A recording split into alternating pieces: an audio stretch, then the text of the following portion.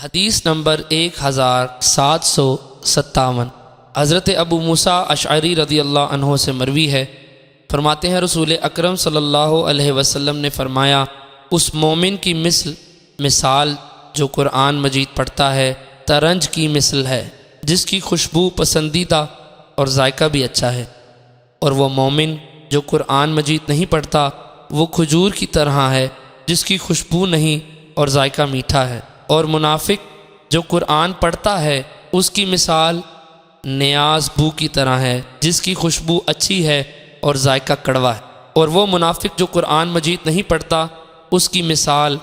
اندرائن تنبا جیسی ہے جس کی خوشبو بھی نہیں اور ذائقہ بھی کڑوا ہے۔ حدیث نمبر 1758 ایک اور سند سے بھی اس کی مثل مروی ہے، لیکن اس میں منافق کی جگہ فاجر کا لفظ ہے۔ حدیث نمبر 1759 حضرت عائشہ رضی اللہ عنہا سے مروی ہے، فرماتے ہیں رسول اکرم صلی اللہ علیہ وسلم نے فرمایا،